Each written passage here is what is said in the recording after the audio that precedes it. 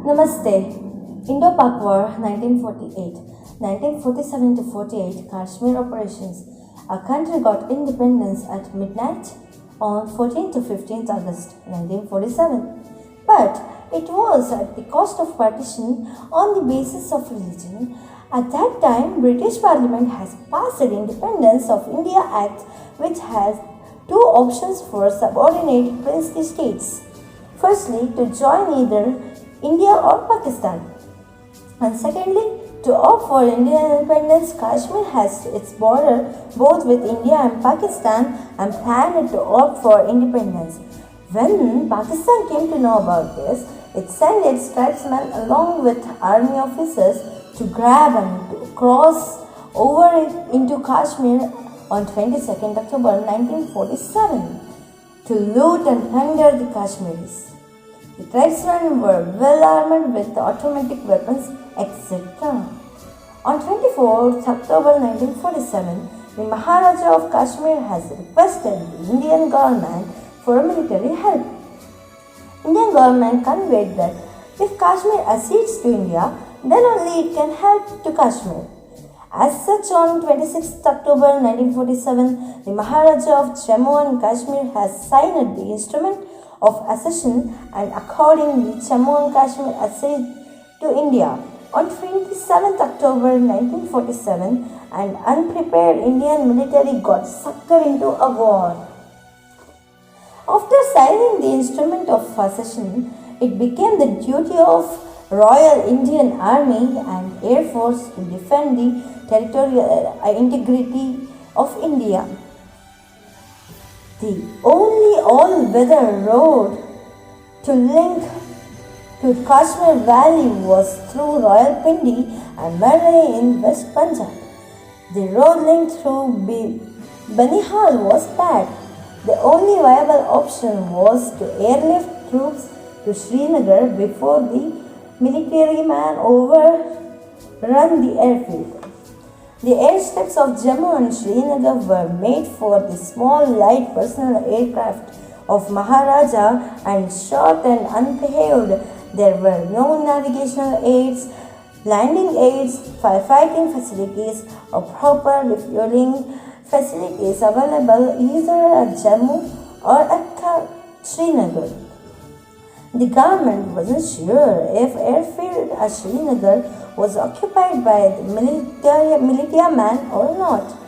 The mission order had an unusual rider attached to it, that is, to return from the air and return to Jammu if the riders have occupied the airship. An infantry brigade was to be airlifted to Srinagar. The Dakotas did the transportation, while tanks, Spitfires, and even Havars provided the necessary close air support to the army.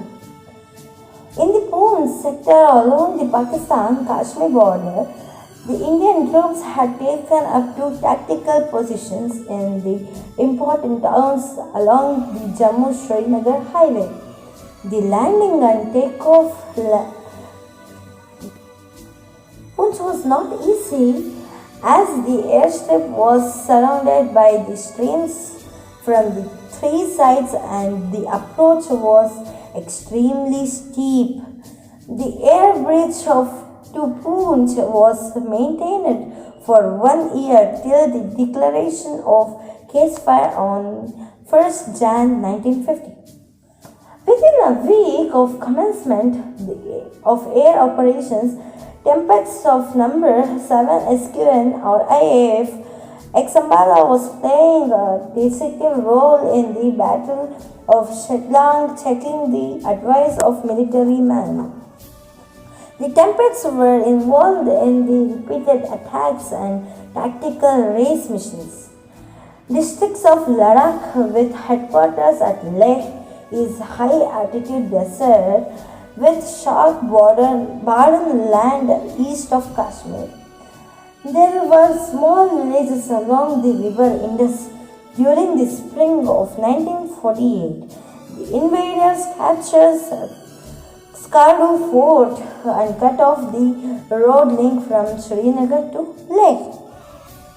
24th May 1948 was the historic day in the history of Indian Air Force when Air Commander Meher Singh with Major Gantimaya as passenger led the flight of 6 Dakotas of 12 SQN or IAF across the high mountain ranges of Himalayas, touring up to 24,000 feet, negotiating the Zojila and Fatula passes and landed at the improvised sandy airstrip next to the Indus River at the highest of 11,540 feet. The large-scale operations in Jammu and Kashmir were planned, detected and conducted almost entirely by Indian officers. A few British officers, still holding some senior appointments in India, gave some advice to assistants only in the first few months of operations. The Indian officers of whom Cariappa was the senior most had till then little experience in the higher planning and conduct of war. Apart from the army and the air force, even civilians and acted like heroes in these operations.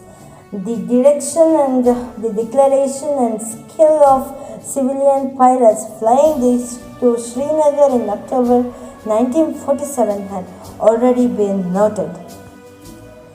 Thus, in the very first military combined force on Indian after her independence and partition, had totally unprepared armed forces, and many civilians gave an account of themselves, which any nation may feel proud. Her good old sword, the Warsaw, was still not rusted. And this is the ancient land of sages and also the land of heroes. Proud to be an Indian. Jai Hind, Vande Mataram.